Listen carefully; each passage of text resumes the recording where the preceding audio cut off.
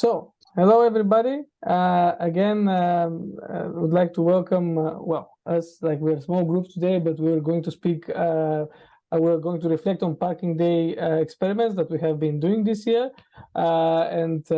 This is kind of a last closing session from what we have been doing through few sessions during this autumn about Parking Day.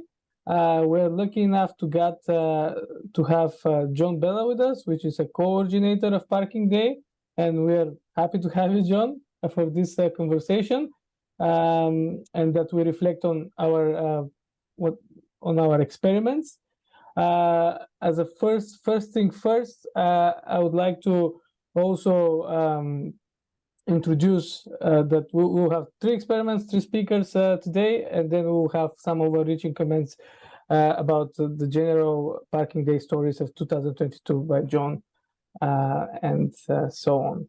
But without further ado, I would say let's just go into it. And Jerin, you can. We're a small group, so we can. I guess we're comfortable with interrupting each other and saying, so we can make it more like a dialogue. But I would like first to give the words for you to give us some more perspective of what you have been doing in Flint, Michigan, and so on. So please go ahead. Absolutely. Thank you so much for having me. Now let me try to share my screen here. I've got some photos and just some things for you guys to kind of reference a little bit on there. So I should start off. Here we go. Make this full screen for you. All right. So I should can you guys see that okay? Yes. Yeah. All right, good deal. So I was just kind of putting this together, but as most of you know, I'm here in Flint, Michigan. Parking Day actually already happened here one time in 2012, and it was the University of Michigan Flint. Gary Ashley had a student-led project where he had two of his classrooms construct these pop-up spaces outside, and they had them couple right downtown, similar to where we were, and then a couple set up on the university campus. And so they were able to bring in the Crim Foundation, Kettering University, and the American Institute of Architects to be able to participate in that 2012. It was really neat. I was looking at videos. There's a really cool YouTube video of there. I should have made a post on a link for it, but if anyone wants it, I'll share it with you. It's just a really nice introduction. It's something I didn't know happened.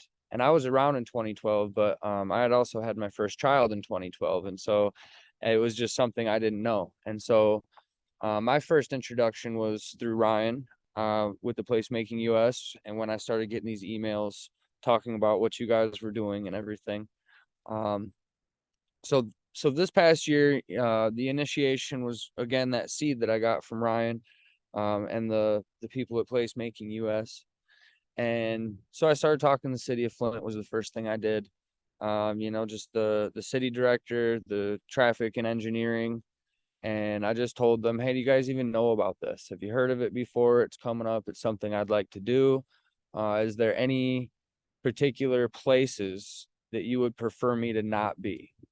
So instead of asking them for permission and saying, hey, what do I need to do to get a permit to do this or whatever, I let them know that this is something that's happening that I'm interested in promoting. And so I took the approach of not saying, hey, I'm hosting Parking Day as an event that we're doing downtown. I let them know that I am participating in Parking Day and that I'm encouraging others to do the same and giving them strong suggestions on where or how and all the things as far as the safety concerns. So I took that message to the city of Flint. I took the same message to Downtown Development Authority, who's in charge of sidewalks and parking. I work at the Greater Flint Arts Council, and our placemaking program is called the What's Up Downtown Project. So I brought that to my one-up, and we started talking about the budget, started talking about supplies. We went to Communities First and the Crim Foundation. They both have really awesome urban planners and fantastic people that are really progressive. They're all about walkability, mobility, and transforming the space, really using the space and defining public space. And so those were kind of the go-tos, the first people in our minds. And Communities First and Crim Foundation immediately jumped on, and they put together their own version of Parking Day. And so they popped up over in a parking lot. So they didn't want to be on the street. They took a parking lot and they said, let's reimagine what this parking lot could be, instead of let's reimagine just what this parking space could be. So I thought that was a really cool kind of elaboration to the concept. And it also provided them with a larger space to do their demo and their setup, where they had the blocks and you could just kind of move stuff around, and it changed shape for over one day. Downtown Development Authority, they ended up giving us the green light, and they said, you know what, we'll waive the parking meter fees on these two spots that you wanted, that are right in front of where we have these beautiful statues. Well, there's also power there. There's already benches set up there. It's prime right downtown. It's under what we have is these arches, and they're already lit up at night. So there was nice lighting already there. It was just a really nice gesture and collaboration that we had. And so, you know, that was it. It was the spirit of collaboration. It was explaining to people this is a global movement. It's addressing the need for public space. And in Flint, people understand that even our parks and even our little stuff, it's privately owned stuff that someone has that you still have to get a permit to be at or do some kind of thing. And so we don't actually have much public space. And even the sidewalks, people feel like they have authority over, and they will flex on you. And there's nothing you can really do when the man starts coming at you. You know what I mean? So you have to battle it later. So the local governing bodies, we let the police know. You know, if you see some people camping out downtown, hanging out on the sidewalks, they're with us. This is what they're doing. It's cool. So they already had this thing that went out. We collaborated with the local creative community. And so we just did this big blanket reach out. Everybody, we're out here. We would love you to come grab yourself a space, do whatever it is that you like to do, that you want to do. Let's make it cool. I'll help you the best I can. Right. Same thing with the downtown businesses. I went into all of them up and down the way, and I said, hey, would you like to put out a little pop-up of your business in front of your business for this day? So you got like this little coffee stand or a little open mic, or like put your desk out there for your receptionist so they can just hang outside or something, you know, right? And so I pitched it to everyone so they all knew. Same thing, nonprofits, because I was trying to get some funding. Then it ultimately came down to nobody wanted to fund anything. A lot of people loved the idea, but they didn't really quite feel like they wanted to spend money to do it. So placemaking program popped in. I covered it like enough for the outdoor grass. We had some folding tables that are really cool. I recommend them. They're like briefcases, and they open up, and then the chairs fold out of those as well. So it's totally a picnic table that pops right out of a little case. You can have like 50 of them in a little space, right? So those were cool. Simple plastic stanchions, little dollar store tea lights, some water snacks, a dog water bowl for everyone, and then a simple sandwich board. It's the only things that we needed. So a trip to Home Depot and a lot of thinking about how to get this giant carpet home in my little SUV. Later, we ended up with day one. And so we set up for the whole weekend. So as soon as I was able to finagle the carpet back, I got it back to the space, and this is what we ended up with. And as you can see, you got a pre-built-in bench, which is pretty cool. We already had a trash can built in, which was neat. And there's this big park area here where these statues are. So we really had a fantastic spot. And spot number one was made to be simple and just kind of attract some people as they're walking and driving by, kind of what is that?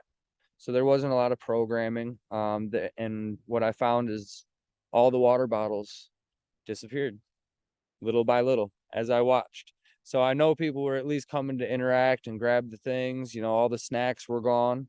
Everything that I had left out throughout the day, every time I'd put something there, I'd sneak a cigarette on the on the edge of the table or something, you know what I mean? And somebody would come by and grab that cigarette because they're asking for cigarettes anyways, right? So it was a really cool experience day one just to watch people go. And over the nighttime, these are kind of scattered. I'm sorry about that. Let's see. Let me show you a good. All right. So then as it progressed, overnight, we started adding more. So as you can see, I started extending it, right? And we made it a little longer with these simple tea lights all the way around it, just gave it a really nice ambience. We started putting artwork on the trees. We started bringing easels out. We started just kind of making it a little fun and inviting, right? Just a nice place to stop. Come daytime, we popped up. There's the dog bowl. I think that's an important thing to try to spread out there, because if you're already on the sidewalk, you're there all day, people walking their dogs, that gives them a reason to stop and talk to you for a second. It helps the dog out for a minute. So it was a simple thing that made a huge impact on what we were doing, and had people that probably wouldn't have stop. Maybe they would have, but just makes it right. So we had open mics. So as you can see, guitars, poetry. It was just random. We had people coming up off the streets doing karaoke songs and stuff. It was just so much fun. Had a blast. And directly across the street, Cafe Rima participated. And so they ended up putting this little open mic on top of theirs. So we would go back and forth, right? So the times I wasn't having one, they would have one, and we were sending people back. And we had a sandwich collaboration. It was super fun, right? We were making sandwiches. It was great. We had art. So we had people just walking by and they would stop. We had easels and paint and all sorts of stuff that would come through. We did that one. It ended up spilling over a little bit onto the sidewalk, where we were doing a large collaborative project where this was just a giant pumpkin with like puzzle pieces cut out of it. And so you would color your piece and put your name on it and stuff. And we ended up filling it up with people. And these are all just people happen to be walking by. These are the sandwich boards. It was just simple. Sit down and enjoy downtown Flint, right? All of this was just so simple, and it was beautiful, and it was fun. Please enjoy our temporary park. And then myparkingday.org, because I always did that. That was my maneuver. Instead of saying, come to me for information, come to me for guidance, come to me for approval or authority, I say, go to myparkingday.org for all the information you need that's been outlined in order to keep you as safe as possible. And so it was beautiful, and it was, I think, strategically done so no one could pin me for it. They'd have to go out, you know what I mean? I was there. And so it's good they could come after me in San Francisco, come on, bring send it them to me. I'm sending them, right? And that's what I wanted to do, is be able to really express to them that this isn't something I just came up with trying to be clever on the street using public space. We are participating in something much bigger than us that is, formulative of the future. This is something that we need to address and really talk about how we're using this sort of space. And more than that, why are you telling me that I can't be somewhere or do something in that kind of, when I'm doing that kind of activity? You know what I mean? Like, it just, anyways, we can go all the way down that road some other time. Todor, you asked me, a few questions, specifically, and I'll kind of run through this because I don't want to take up all the time. I already have a lot, but what were my personal project goals to begin with? And when I started, my personal project goals were to kind of ruffle the feathers with the DDA. They give me a lot of crap, and this was kind of my way of being able to push back at them and say, you know what, I'm done with this. I'm done with this game and this nonsense. I'm popping up out here. And they knew I was doing it no matter what. They know I was coming out there, and that we were going to have to either battle or befriend. And we ended up doing neither, which is perfect. It's exactly where I wanted to be. Is they stayed over here and I did my thing. And at the very end, We all gave each other credit. We all patted each other on the back. We made it look great for the community because it was. And now I think we have an easier time to talk because it was, we were able to, I was able to establish that placemaking is not going to listen necessarily to really ridiculous laws or really ridiculous demands. And so my personal project goals, aside from that, I wanted more than just me to be out there and participate. You know what I mean? That was my personal goal. It wasn't really to do much else. It was to see if people in my community would come sit on the side of the road or come perform on the side of the road, or if that was something that they even cared about. And I got it. You know what I mean? I got that support and I got that involvement and I got people excited and I got people going, "What are you doing out here?" And all the things. And it was beautiful. And what I learned about my community is that we do want more places to socialize and gather that's not in the bar, it's not in a private club, it's not in someone's money machine. It's in a public space where we're hanging out and it becomes our thing. And it becomes just the casual conversation. It comes the random encounter, the magic of the universe of people when you're just strolling downtown, and the things that you see and the conversations you overhear and the beats of that city, you know. It can't exist without having a space for that to happen. And what did not work as intended, I did expect more parking spots to be used, but I only had those pieces of grass.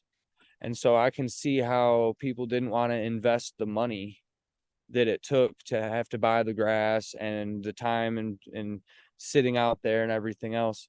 We did have two other just community members show up, and they showed up on day one and they were out there for 5 hours, but they didn't have an umbrella.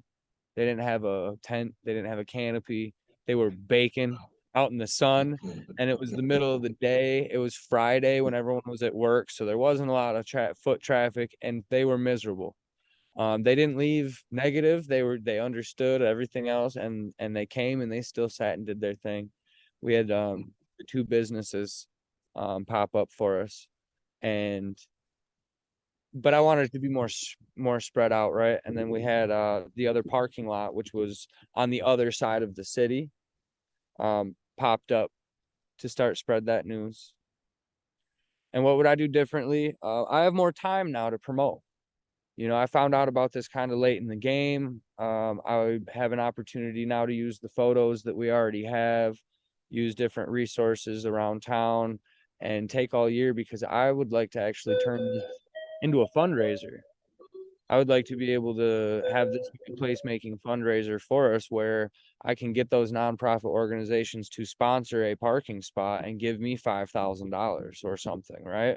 And now I'm paying for talent, I'm paying all the stuff, and I'm collecting money for the bigger picture program that we're doing here for the longevity. And so, you know, I want to be able to support the basic essentials for the safety and the utility of a parking day spot. I want people to have grass if they want, or vinyl if they want, or straw bales if they want, or whatever, and be able to pick and have this fun thing. And maybe this is something we can do on a much bigger picture, is create a fundraiser where you can apply to get support for those sort of things, you know? So like, if you don't have stanchions, but you still want to come out, now anyone can truly come out and do this and feel good about it. So you don't want like a crappy thing, you don't feel good about it necessarily, you know what I mean? So like, I don't know, it's just, that's something that I see, and my community doesn't have any money. So it's something that I'm going to have to make it look cool for them and then let them make it cool. You know what I mean? But that was my parking day experience, and I absolutely loved it. I'm looking forward to hearing about y'all's and doing it again and again and again. So thank you. Great. I think I really love what you did there, and I would like to comment on a few aspects. But first, I would like to give the word to John, if he wants to comment on your effort.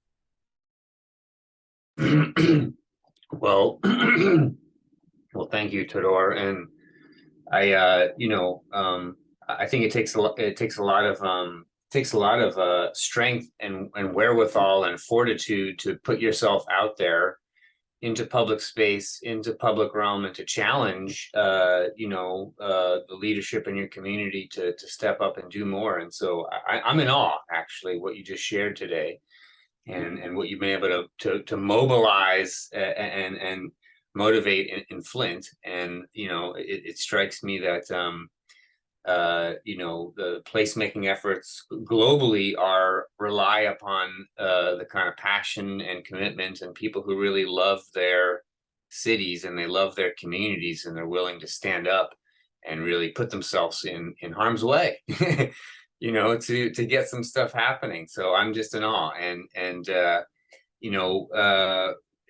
one thing that I think you shared with folks coming out to participate, and one of the themes I'll talk about at the end, some of the themes that came up, but one of the ones that you referenced was this idea of being out there in the sun and the wind and outdoors. For folks who aren't used to that or aren't prepared for it, can be stressful, and one of the themes I see emerging in more and more cities is this is outdoor spaces and their role in addressing heat, extreme heat. And so one of the things I've been thinking about is there a role for parking day or parklets in cooling stations and providing shade, even in a temporary way, for different communities who are at risk, who spend time outdoors. But that's a kind of bigger theme that I think you experienced with your installation. But I would just say it's I'm glad that you're able to tap in and feel supported and empowered through the notion that this is a global event. It's been happening for 16 years. It's a global movement that you're part of. And I hopefully that provides a little bit of cover for folks, for folks like you and others who are really putting their necks out there on the line to do something great for their communities. That, this is exactly what we hope for, is that in some small way, the Parking Day Network can actually, and the Placemaking Network can really support and empower folks who are really committed to doing the work they do because they love their cities, they love their communities. So, and this is just a great example of that, Jerin. So thanks so much for sharing that amazing Parking Day story from this year. Thank you so much, John. That means a lot to me, brother. Yeah, just to add on this as well, I think John put it very nice, but I really love your call to arms action, that get together, like this is happening, just join in. And execution wise, it was very cool to see how you had this incrementalism, so it grows up a little bit, and then like some people ideally in the future when you do it next year, even more like more people are popping in and you see these yellow cones that they're like, it's very cool visual effect as well of how this call to arms could be visualized. So I think it's great potential there, like this approach, and when you get the momentum, I think it's awesome. I'll chime in and just salute you, John, for taking the approach and being courageous enough to just go at it. You got one under your belt, and next year's another opportunity. We want to help if we can. Okay. Yeah, so this leaves us like this nice transition to you guys then, because you're Parking Day veterans yourselves. You have done it for a few years. So if you want, can you share with us your story from this year's Parking Day, Jim and Monica? Yes. And I'll just share my screen.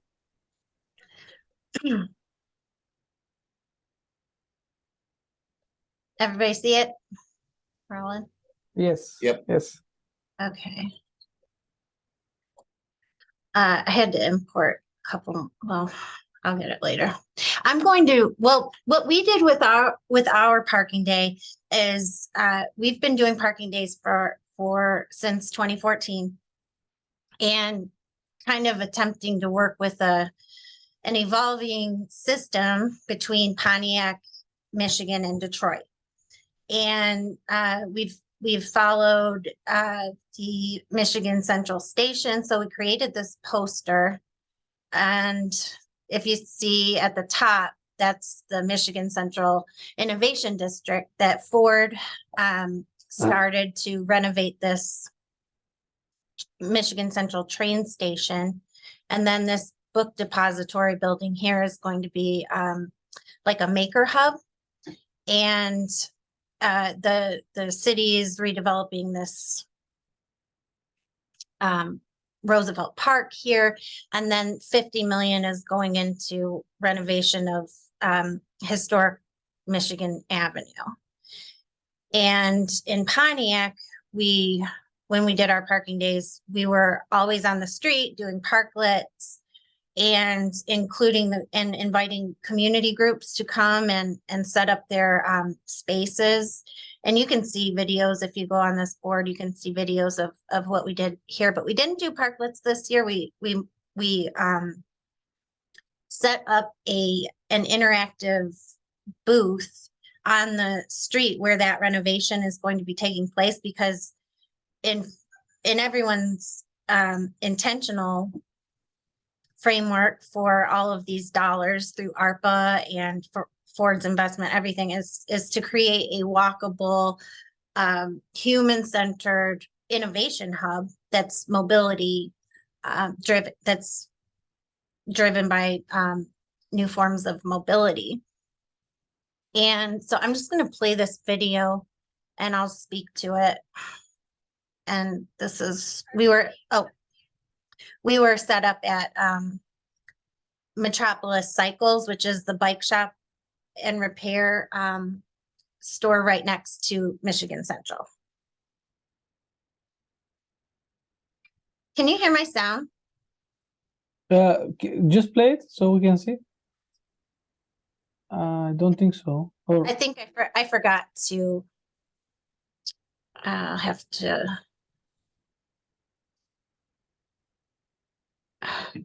but this Okay, could there. work if you talk Sure, through it, I so it's not distant. Yeah. Can you hear Okay. it now? Yes. On Michigan Avenue at Metropolis Cycles, bike shop and repair. Yeah, you can turn it up a little bit. Yeah. We are taking insight. That's as high as it'll go. From the street. Okay, but we can talk through it. This is out in front of motorcycle. Go ahead, Monica. Sorry. Yeah, these are the bike shop owners. You So can have all the cabinoo you want out here. You can have mass transit come roaring through you. It won't mean anything to the.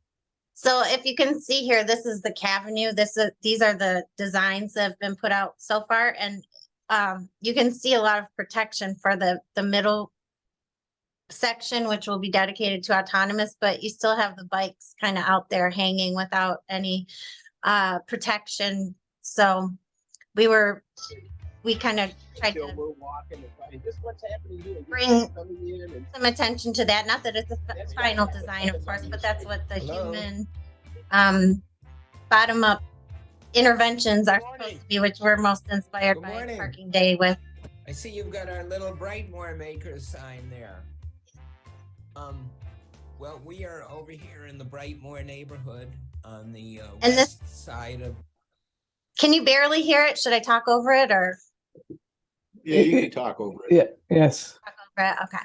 So this is Bart Eddy, we're working and out he of runs and with Detroit Community Schools, which is a very cool makerspace that's in the Brightmore neighborhood, which is typically disconnected from downtown Detroit. But our focus is and for us, if you really want a human-centered activity, and that's to bring Rockin' Innovation District, you want the human connection, the students again, through the school from system that and school out into system the to feel community as connected well.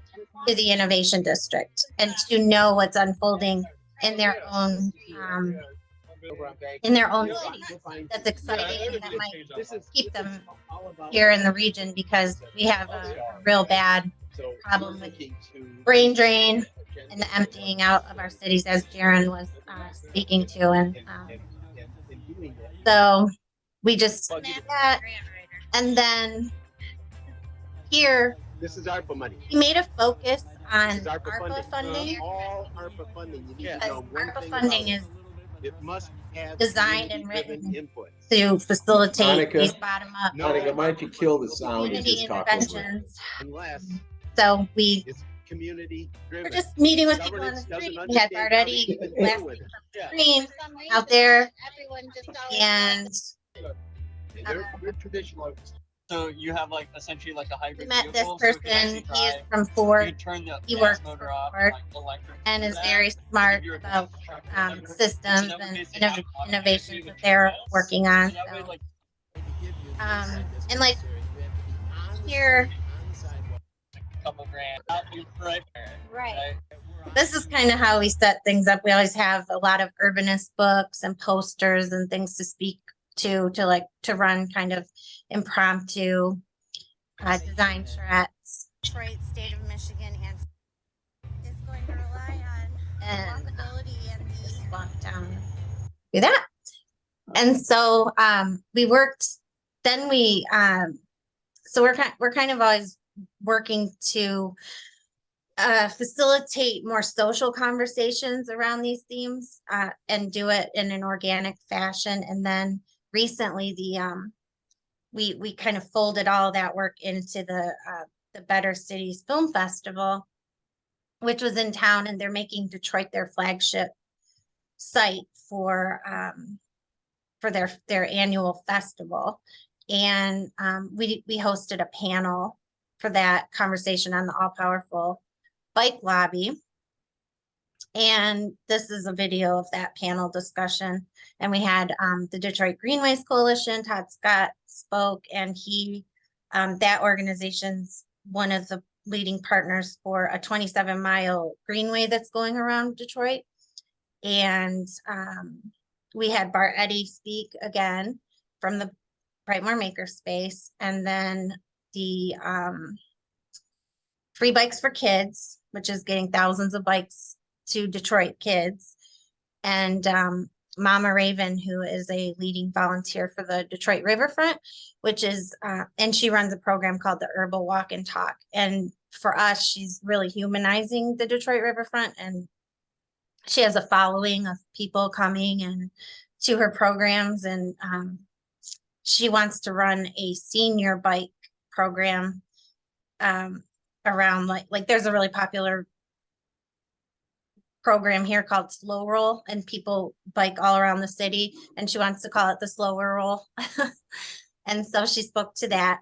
But yeah, we kind of made it a lot about bikes and the transformation of a heavily car-centric city.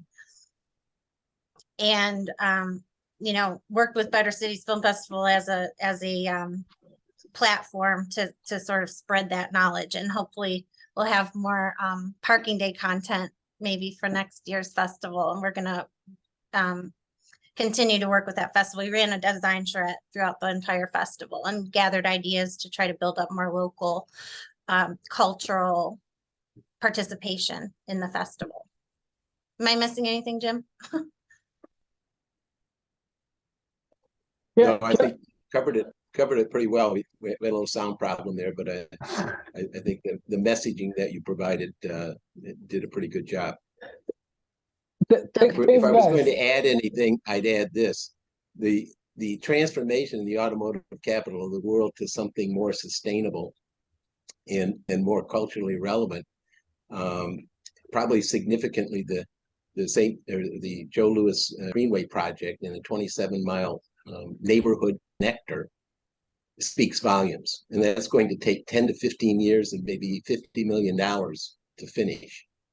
And I just think that's an incredible, iconic commitment for a automotive capital of the world to its community.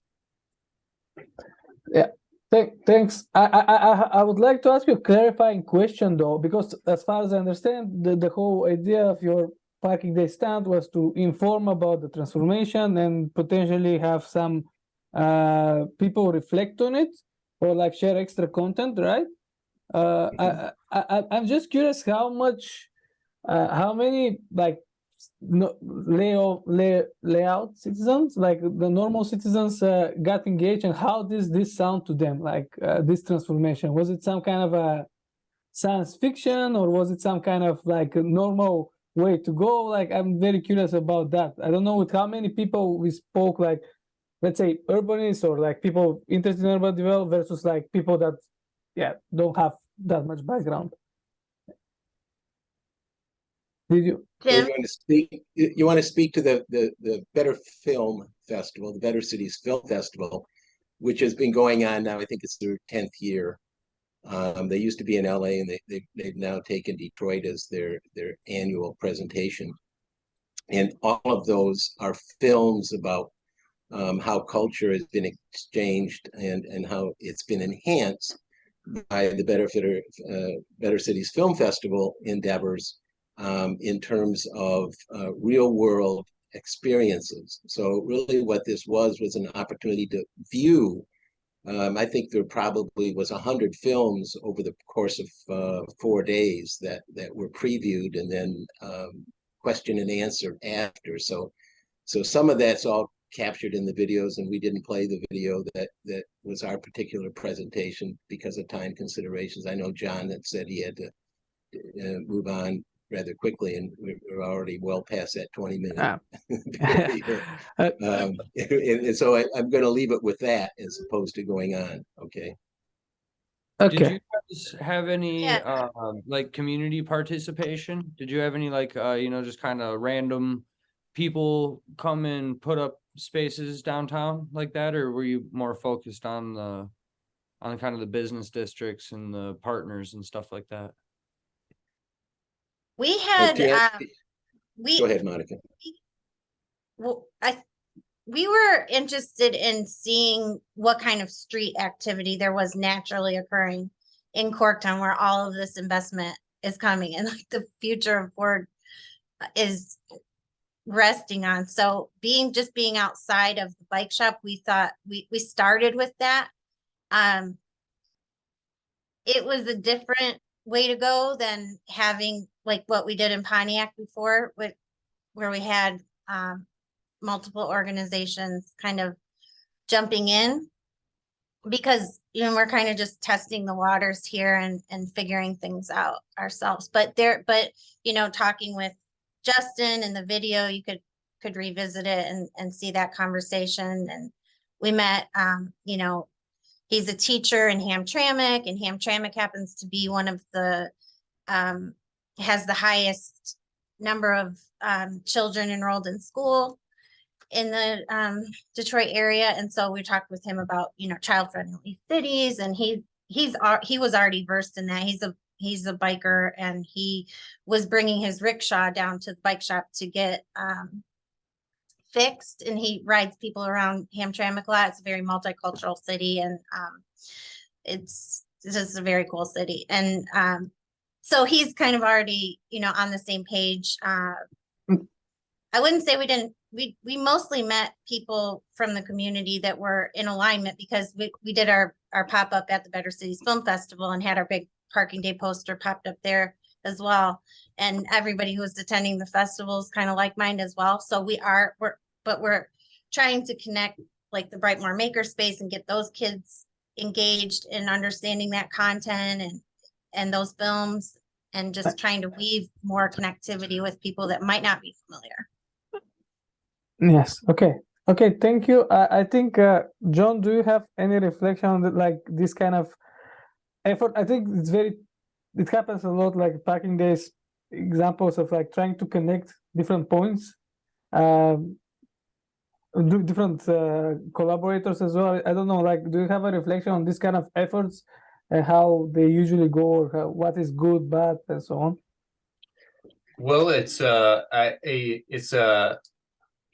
think what's fascinating to observe and knowing that you guys have been at this for some years now, and really building momentum and really starting to bring together all the variety of players and constituencies that can kind of unite under the urbanist, better urbanism rubric. And I think so, yeah, the film festival, and connecting with the cycling community, that makes total sense to me. And actually it makes a lot of sense to me that, yeah, where you guys are at in your evolution in terms of your activism in Detroit and Pontiac is that, yeah, maybe, this year it doesn't make sense to do parking day installations anymore when you've got bigger targets you've set, and you're using this as a platform to engage and kind of, again, build momentum for these larger initiatives and get feedback on those larger initiatives.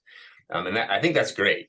I always assumed that parking day was just going to disappear as a kind of tactical urbanism tool, because it would be superseded by more formalized parklet programs or, yeah, larger scale, streetscape improvement projects. But it continues to be used in places that I think, particularly in places that aren't as far along in their advocacy, or just starting their advocacy for safer and greener and more equitable streets. And so I think it's super interesting for me to see how you're deploying that tactic in the context of all these much broader and kind of bigger picture, longer term strategic things that you're enabling and supporting in the city.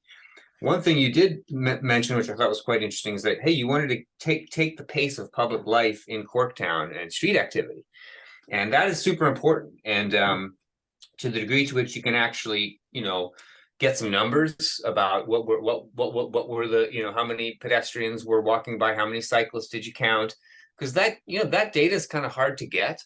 Even if you're working with the bigger organizations or urban planning firms, like actually doing ped counts and bike counts is still hard to get, because it requires, in a lot of cases, a body on the ground. Yes, you can get the big data and the Strava Metro data, but actually to really, be in situ in the street and observe and record activity is super important. And so I encourage you guys to continue to do that. Sounds like you're already doing it, but actually to capture the numbers and say, yeah, 2014 we had 1,200 people, and now it's growing, or it's changing actually over time. But to really be diligent about recording the public life that you observe and share that back, as I think as a metric of success, I think could be really, really powerful. But I would say, you've got some big and long-term important things happening in these cities. One thing I'm curious to chat with you guys more is, what is the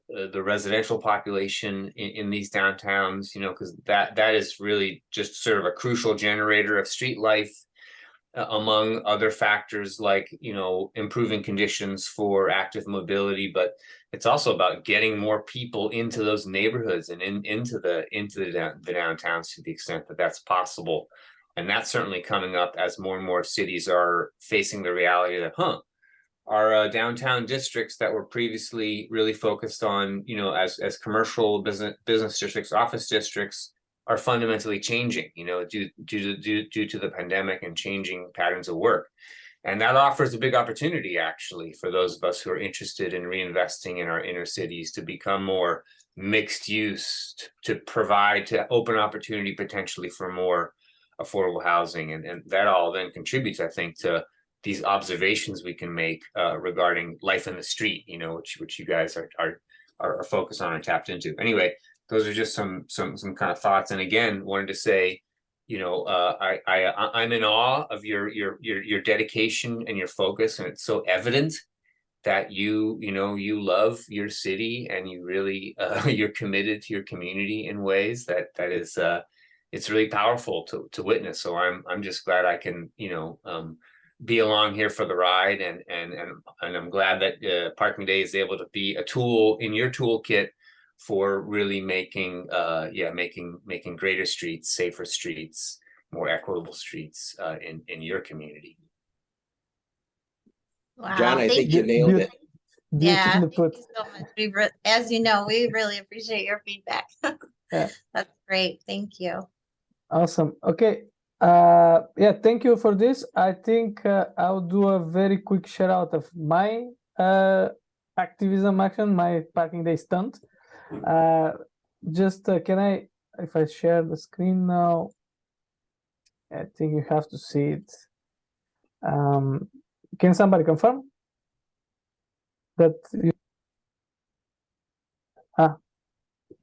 It's not up yet. It says that you're sharing your screen. Okay, that's weird. All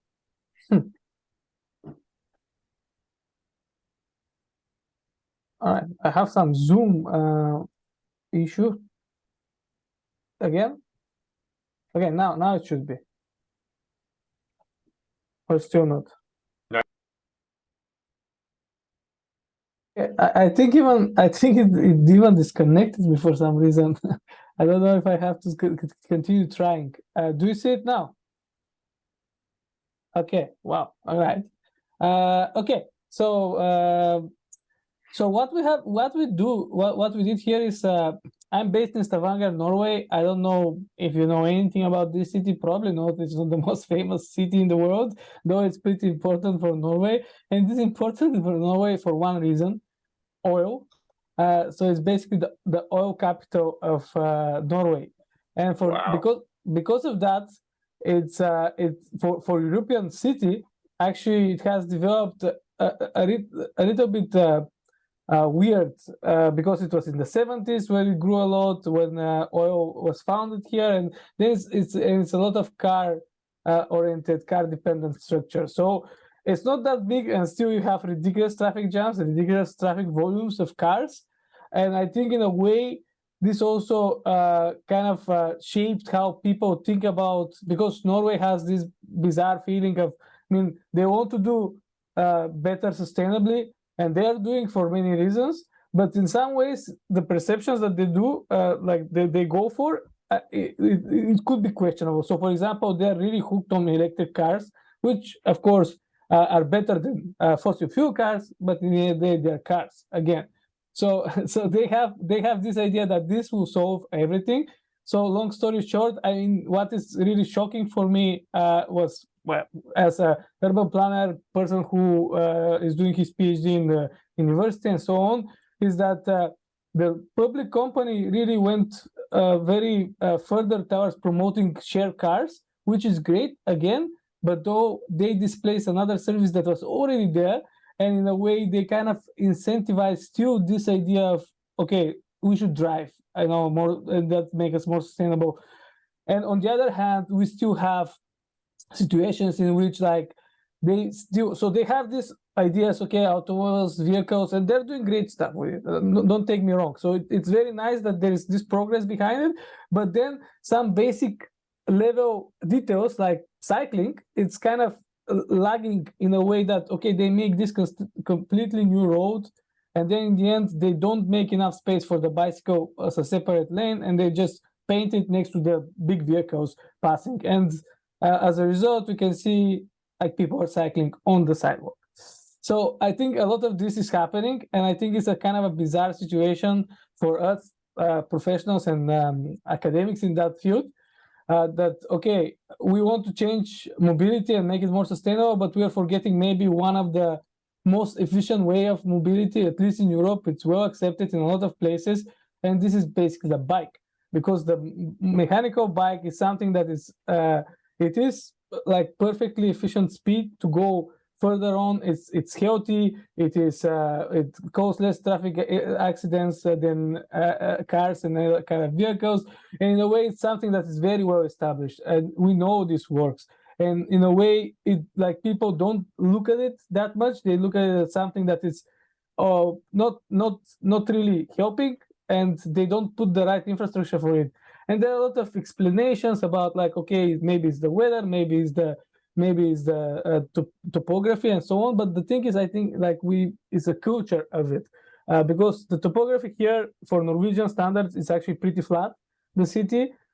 So what we did, we just our idea was to occupy one parking space in downtown first. The idea was to do it in my where I live. I have private parking space that I'm not using, so I was thinking to create this podium, to paint my bicycle golden, and to make the sign the superstar of sustainable urban mobility, and just place it there and have some conversations with neighbors and so on. But then in the process, I changed the idea. I hooked up with other activists here, which were very helpful colleagues also from the university. And then we decided, okay, let's go very prime location, and then occupy the space. And we did it in a way a little bit like Jerin. we were just like, okay, this is happening. It's part of the global thing. So yeah, let's just do it and see what happens. So in a way, we're pushing the boundaries about, okay, how much this will be accepted to stay. So ideally, we put it for 1 day, but then we said, okay, let's leave it for a week. And where it comes like here, it comes like what I learned about the local community while doing this is that, of course, the civil activists are pretty united about the idea that we have to have more of these conversations, that we have to have more about, okay, let's think more about cycling and walking, not necessarily about all of this car sharing and all of these things that are in general more prone to fuel certain type of economy. This is like low cost and it's very much more community friendly. And then people loved it actually. So we put it there and we observed it for a day, and people were taking pictures. They were like a lot of, even the person that it was in front of this bar, they come also. It's like, okay, I want to put you on newspaper, guys. I really like this. We have to have it here for longer time. So it was very well accepted. Though surprisingly, this aligns with surprise. We also make these posts around on social media, LinkedIn groups, and so on. And we had still something that was very surprising for us, that people from the research community, because we think that the research community is something that we know that they know that cycling and green mobility, active mobility is something that we should incentivize. We still had a lot of also challenges from that perspective, which is kind of on the surprising side for me, that we apparently have to work more within the research shoot as well, that, okay, we have to agree on these guys, because it's not only the policy implications, like the policy implementation and so on. So what happened, again, surprises. A very surprising thing, I would say, it was not raining for a few days, which for Norway, it was a surprise. On more serious side, the surprising part was that we left it there, and we left our phones for contact to the local bar in case authorities come. We still took the action of not really notifying them. So let's test what happens. The surprising is nobody told us anything, and after 1 week we disassemble it, and this is how it stands. And there was like some social media feeds around that come out from not people that we know, which was kind of interesting to see. And in general, we had a lot of fun doing that. And I think it was, I think what I really, that's the idea that I got from Jerin here. What I would like to do different next year is that probably I would try to, even if it's different structures, that we have incremental pop-ups all around, and then maybe potentially growing, so we get even more attention, and probably do some events, public discussions on the go. Because so far, like in this experience, we just observe what people do. We really wanted to go more like guerrilla and see how it will go. And this was interesting in a way. We learned some stuff about I mean, the research community here. We learned some stuff about the administration, that they don't removed it. But I think it's good to go on the next stage next time, and then yeah, do it more. How to say, organized with the media and organized with the probably more events surrounding it. So yeah, that was our stunt. I don't know if somebody wants to reflect on it, please do so. Well, that's great. That's really, really cool. And thanks for providing the kind of broader context for the piece. And yeah, it's fascinating to learn that, yeah, you hear a lot about Norway and Norwegian cities and their investment, particularly in Oslo and other places in pedestrianizing the downtown and investing in bicycle culture. But of course, it's not a surprise that in a place like Stavanger, that there is is still significant kind of reliance on the automobile and a focus on auto dependence. And then I actually love the idea that you use the parking day installation, guerrilla installation, without getting permission from the authorities. That's very much the original spirit of parking day. We never got a permit, and it was a provocation. But and what I just in reflecting on how you described it, it actually enabled you to really test the kind of social and political boundaries around that space. And so that to me is a really important part of the learning. You know, say, okay, cool. Well, we did an intervention, and these are where we reach the edges, and these are where, you know, how we would think about doing it differently next time. So to me, it's great. It's like a single parking day installation can be that heuristic. It's something that can teach you about the conditions in and around it, and you can learn. You know, it's something that it's a learning tool. So I think that's fantastic. I think your own insight or feedback that, hey, let's leverage this next year and get more partners and really get more partnerships to amplify the effect. Let's do the whole block. Let's do other parts of the city. I think that makes a lot of sense. But as a first kind of iconic move, I think it's beautiful.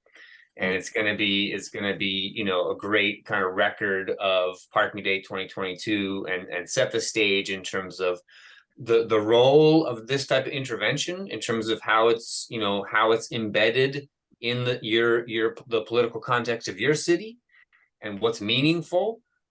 So that's great. You know, the other thing I would say, just in terms of a parking day, you know, a parking installation, is that I often, you know, there's a couple key things for me I like to see, which is that, is there an invitation, you know, for people to come in and inhabit this space?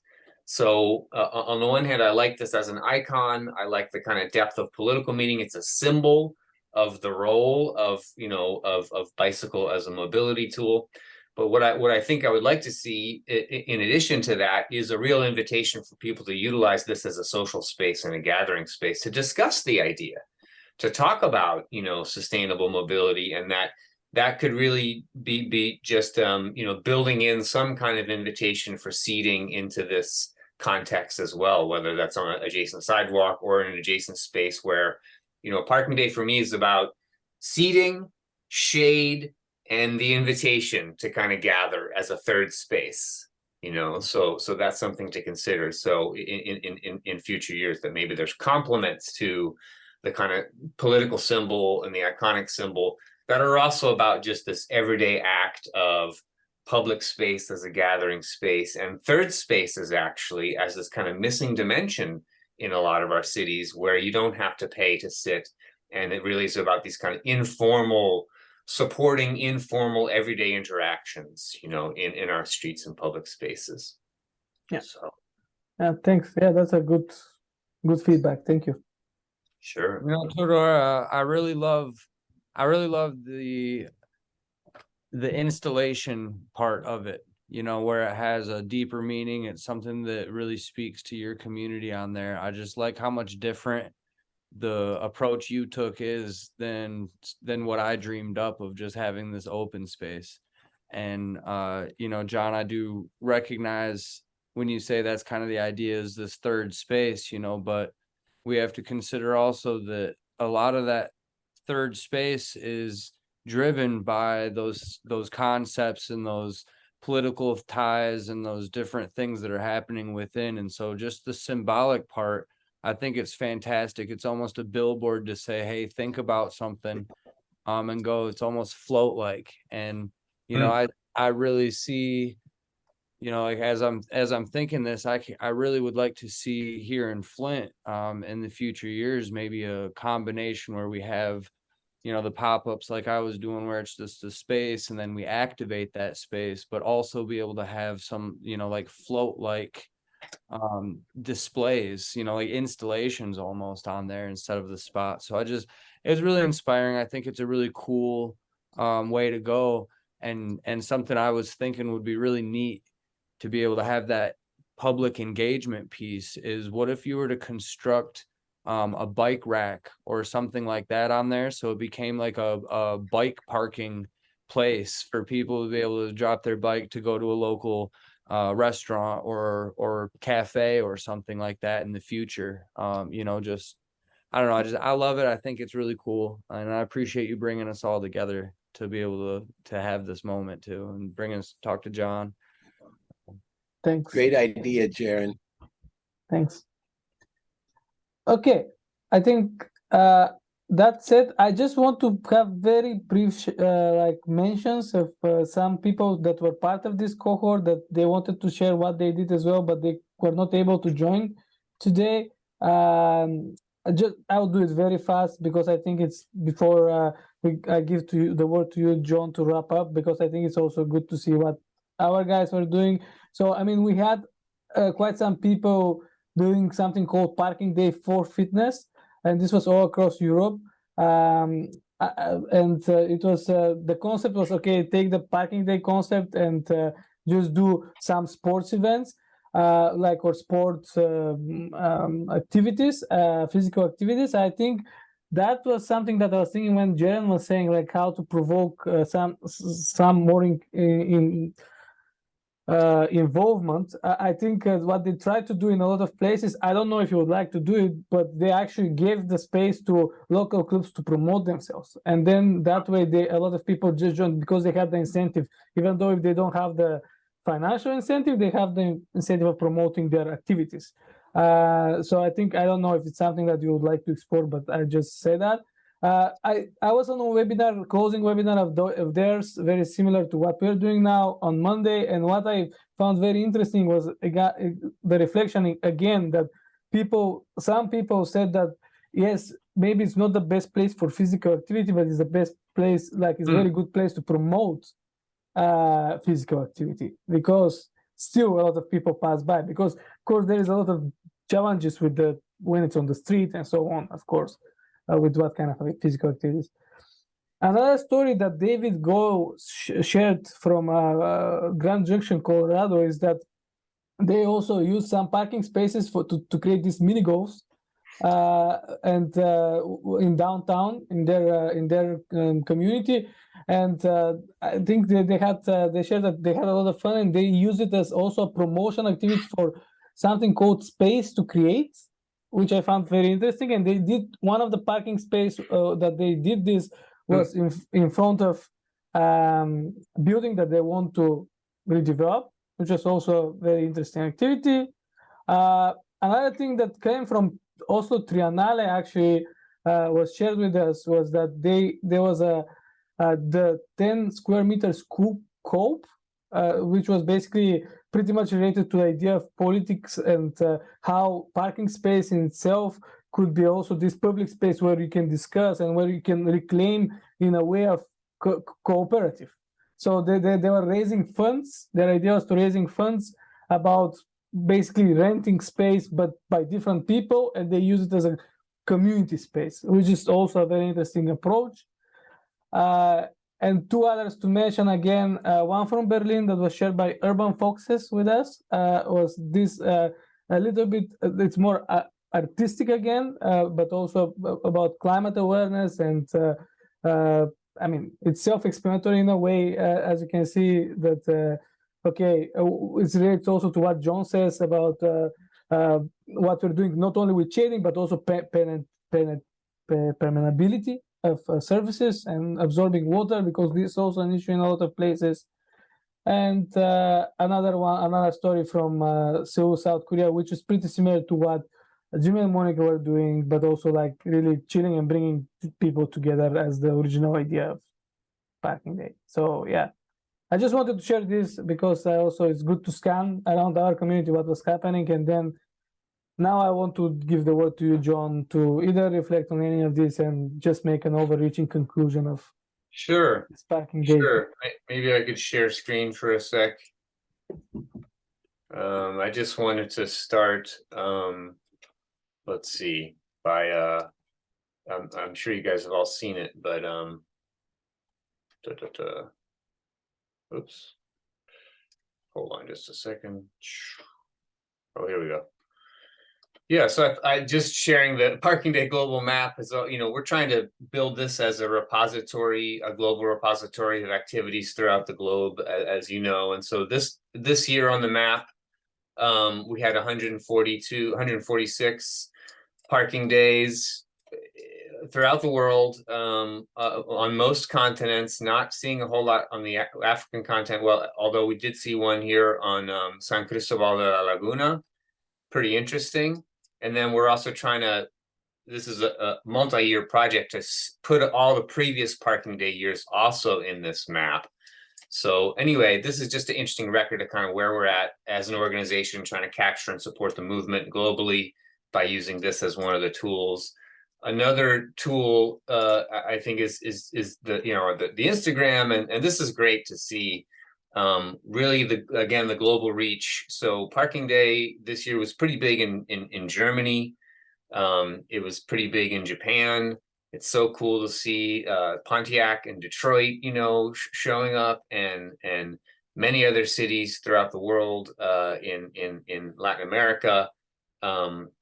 So a lot of you know, a lot of participation this year, and again, you know, the event continues to grow in some ways that we just really didn't anticipate or expect.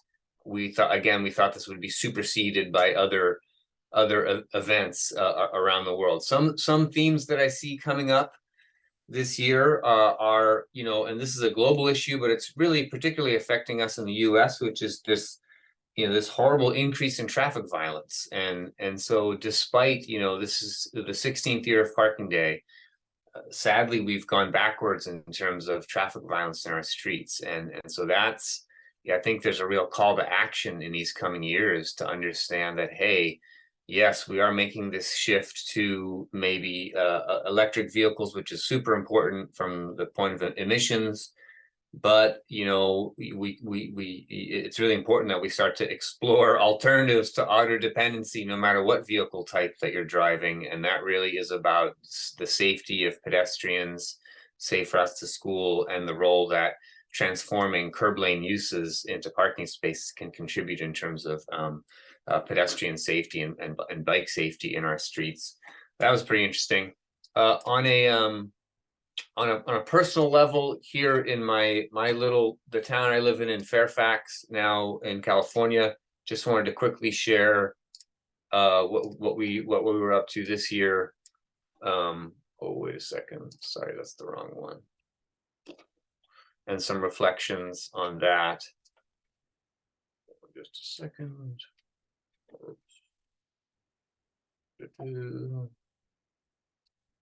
Oh, yes. Here we go. Yeah. So we did a small parking day installation in the community of Fairfax where I live, and just a very kind of basic installation, working with adjacent retailers. So just like many cities around the globe that are, you know, have seen this huge use in an expansion of outdoor dining platforms, in a lot of cities there's been pushback, particularly from retailers who are saying, hey, it's great that you're supporting the outdoor dining, but what about our small businesses in communities? Is there a role for curb lane uses and supporting small businesses? So we partnered with two small businesses in downtown Fairfax and borrowed all these materials from the local hardware store and set up 2-spot parking day installation. We didn't actually, in this case, get a permit, and although I had spoken to some folks on city council, but in this community there still is a lot of resistance to change, and so someone did call the police on us, and we you know, we did have to explain that we're part of a global event, and and that it is really what goes around comes around. It's amazing to see that it happened to you, actually. That's amazing. You know, that we are full working circle. You've come full circle. John. Amazing, full circle. Yeah, 16 years in. Yeah, and now, but fortunately, you know, I have a lot of respect for our local police, and he's a great guy, and we talked it through, and he, you know, said, great, you guys stay here. I actually don't know how to process this, and but anyway, so it worked out, and part of the intent of our parking day installations here was also to promote this broader strategy for the downtown, you know, building upon the economic recovery, to think about expanding public space in the downtown in a more significant way. During the pandemic, we had set up this temporary plaza space with volunteer effort to basically transform half of a parking lot into a temporary plaza, and that was up for 6 months. But then various forces pushed back; it was shut down. So we were using this year's parking day to, of course, create a little, an outdoor space in collaboration with local retailers, but also to promote, to recreate the Fairfax Plaza and bring back this more kind of larger scale investment in public space in our downtown. And it was a great learning experience, I think, and actually helped me understand a couple important things. That even though these retailers were okay with the one-day use, of the parking lane in front of their business, there needs to be a broader parking management strategy actually in the downtown. And so one of my objectives this year is to work with council to really be more intelligent about how we manage curb lane uses in the downtown through pricing parking appropriately and really thinking about the broader strategy for curb lane management in the town.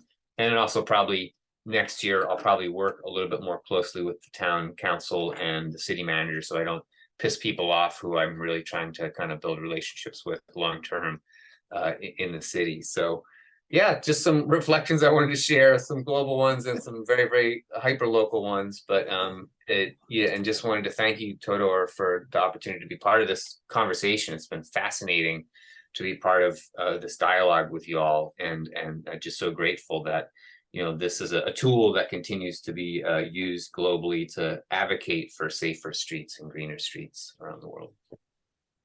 You're very Small welcome, things John. become big things. Yes, I think we are very grateful to have you here and to have you through the process and cycle. We really appreciate it, all of us, to be honest. And you add great, and all of these things also, these learnings that, of course, obviously, you're very experienced in this. It shows that we always have something to learn. Conditions change, context also.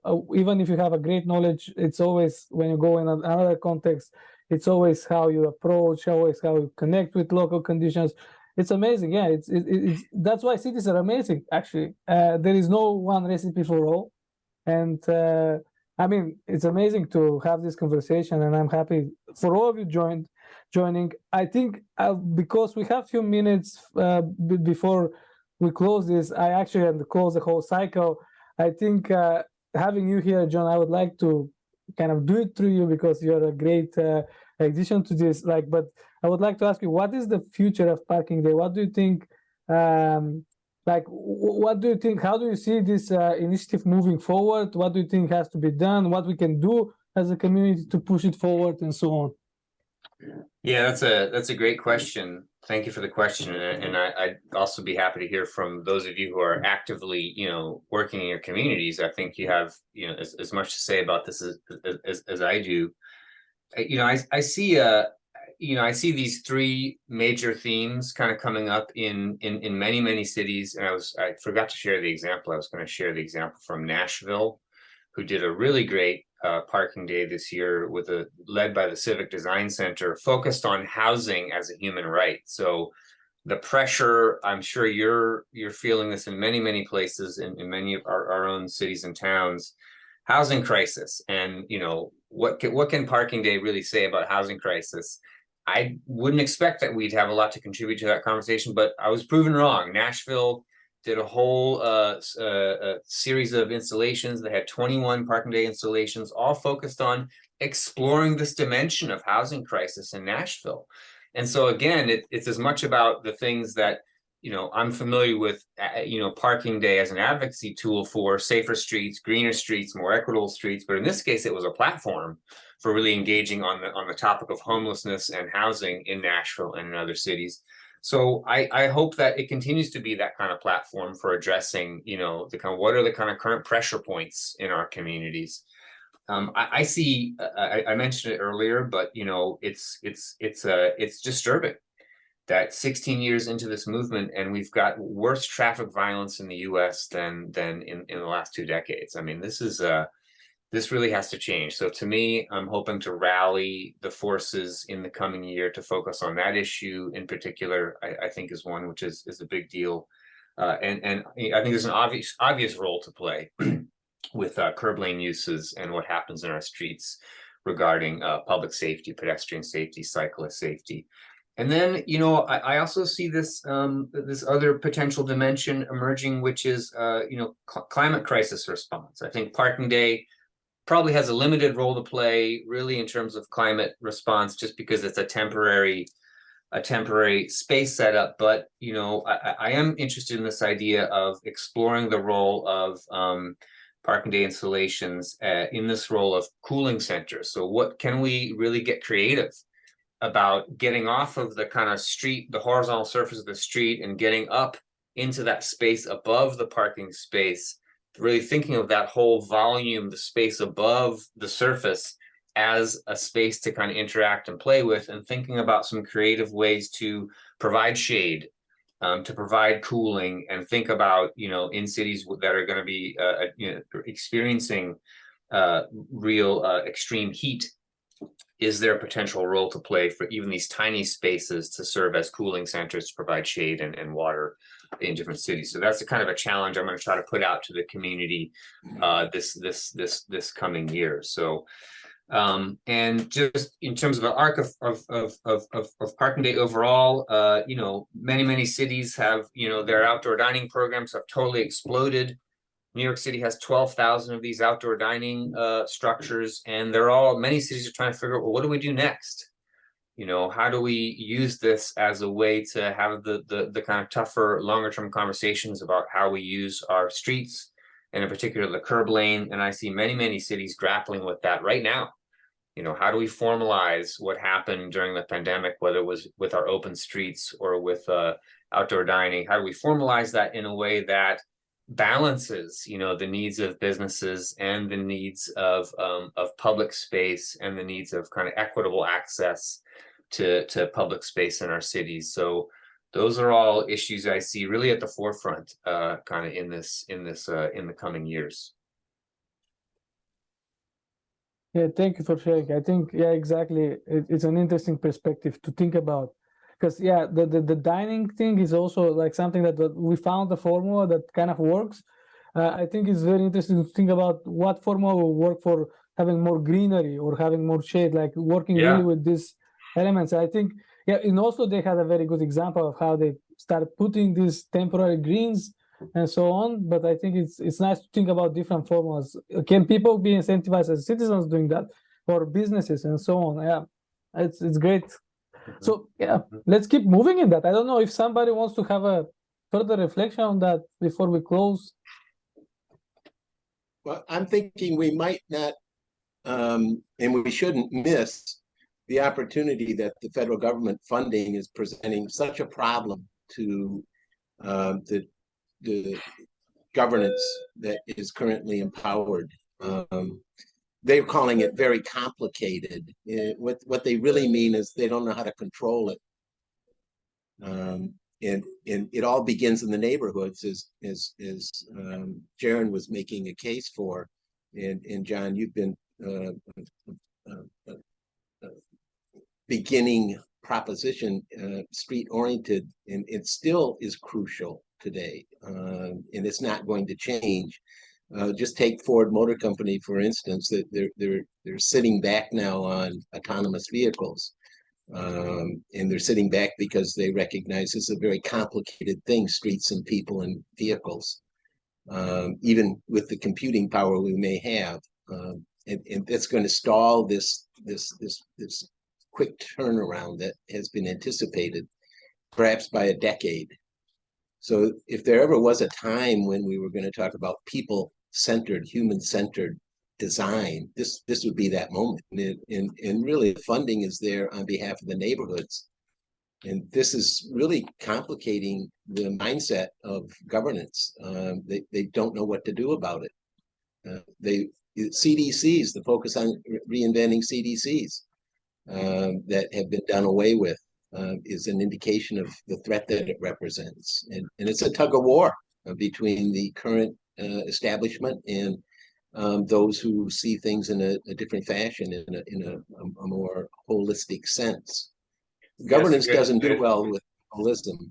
That's a great point. And, you know, just regarding that kind of shift to autonomous vehicles, and it's a much bigger topic, but there's a great book out there you may know of by Peter Norton. He's an author from, I think, University of Virginia.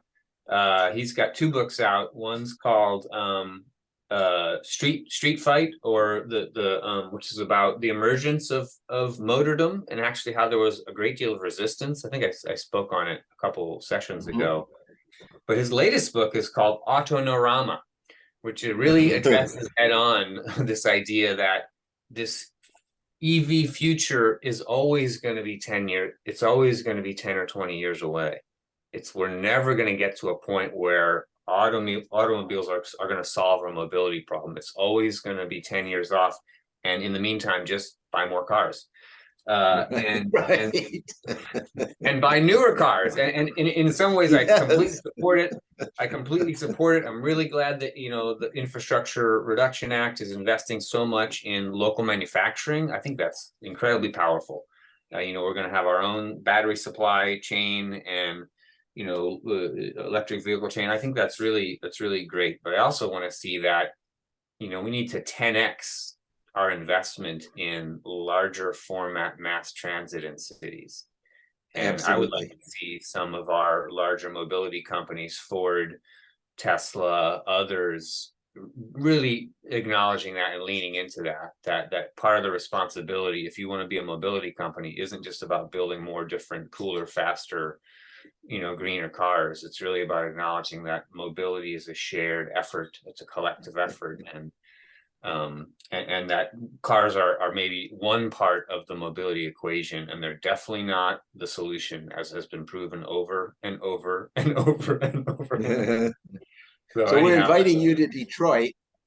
We're inviting you to Detroit when they open the Innovation District, because they're going to put forth a opportunity to have those kinds of conversations. Within the context of Ford Motor Company. That's great. I mean, Bill Ford's presence there is to discover what they don't know. And he expects to discover the next great thing for Ford on the bottom floor of the Michigan Central train station, which is quite a statement of courage, if you think about it. I've always seen him as a strange iconoclast, because he you know, was big in carbon and yet was an environmentalist. And now he's making the case that they don't know what the next answer is, but he expects to discover it on the bottom floor of the Michigan Central, not the top floor, the bottom floor. So we'd like to bump into it. That's great. I think and talk about these kinds of things. I think it's very interesting that we're all on this call together. I'm from Flint, Michigan, which is the birthplace of General Motors. This is a city that was called the Vehicle City. It has had, I mean, some of the greatest accomplishments of invention and innovation, and some of the greatest programs have come from here. The idea of a school system, you know what I mean, of a public schools was born here. So much was here. And so I think it's interesting to see the differences between Detroit Motor City and Flint, the Vehicle City, and the way that people embrace that ideology and that identity still. In Flint, what we're seeing is people are trying to get away from being the motor city or being the vehicle city, because GM's not really there anymore. It's not a GM city. They aren't backing a lot of stuff. They're not supporting the big festivals and fairs like they did. They don't have the big factories like they had. And so it's really interesting, because on the ground here, you don't really see that much kind of technical innovation and stuff going on, except for at Kettering University. And Kettering University is a place that we have right here downtown that is building some of the most phenomenal minds of the future as we speak. Those engineers of our future are right around the corner. but they're so isolated. They keep everyone in these pods where you're not allowed to really leave or come or go. And so it's like, it's because of the location of their school and the neighborhoods around. You know, this is a city built for 250,000 people, and we have 80,000 people.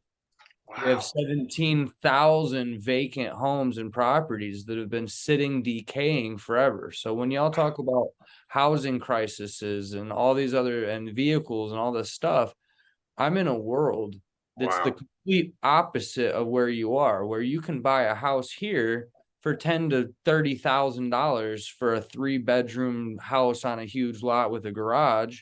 You're going to have to put 10 or 20,000 into it, but still for under $100,000, you can have a 3, 4, 5-bedroom home. Wow. But it will be in the hood, and there will not be neighbors or favorable neighbors, right? And so it's going to take so much work, where I'm in a completely different world. I like to consider Flint, Michigan, the post-apocalyptic city. This is what happens when your city hits the bottom and sits there for 15 or 20 years and then starts to have this renaissance coming up. And what we've been doing in the work that I'm so happy to be a part of in these teams and these groups, this is what happens from the ashes. You know, this is what happens when all of it goes, you know. We have, like, my mom's a school teacher here in the city. And wow. I'm just going to say this and then we'll go, but she's an 8th grade teacher this year for science, and she has a percentage of students, not a couple, but there's a percentage of students that have a pre-kindergarten reading levels.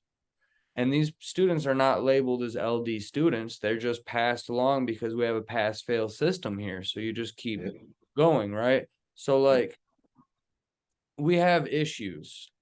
We have deep issues. We have mental health issues. We have food desert issues. We've got the food that is here. Like, how good is that? You know, we don't have localized stuff. We have urban farms, but it's hard to connect to the people with that produce and to get people to understand how important health is, mental health, education, societal health, like communal gatherings, you know. So it's just very interesting to hear about some of the other issues that are out there, and to be able to see the other side of them, or to see what was at one point here. And I thank you all so much for the opportunity to be here and to be able to share my piece and to learn from each of you. It's really interesting, Jerin, that perspective, and that, you know, that you're framing. And yeah, thank you for grounding us in that. I'm going to be in Milwaukee next week, and one thing I've been thinking about some of this U.S. cities on the northern part of our country is that in the coming decades, one could anticipate that there's actually going to be a lot more movement and migration into cities like Detroit and Flint and Buffalo and other cities in the north because of climate crisis. So, and I think there's going to be growing demand for places, that actually have vestiges of walkable urbanism. It's really hard to build. And what's that? And water. And water, exactly. And so if you're able to lay the groundwork for today for affordable housing in your community, for great streets, for safe streets, people are going to come. People are going to come, and the economic investment is going to return. And so, and laying the groundwork for equitable economic development now is key, as the pressure is going to grow these next couple decades. This is my hunch from climate migration. Climate crisis is going to push all of us north. 3 billion people are moving between now and 2050. 2 cities. Yeah. Nobody's going to be special and not visited. Yeah, guys, I think I hate to do that, but I think we have to have the closing. I think I'm very grateful for sharing these stories and sharing this perspective. I think it's very important. I think what it gets from all of this, it feels to me, it's like we have to keep connecting, keep working along the lines, keep supporting each other in that kind of way. And I think what it will depends on me as well. We'll try to bring this together again next year, and let's see, hopefully we can do more as a community and all around the world, because we see these issues are not one person will not solve them all. Thanks a lot for joining, and I'm very grateful for your time. Thank you all so much. This has been so much fun, and hope we work together, talk together soon. We call it the Too Much Fun Club. Yeah, this was really great. Thank you guys for joining and sharing your stories. So cool.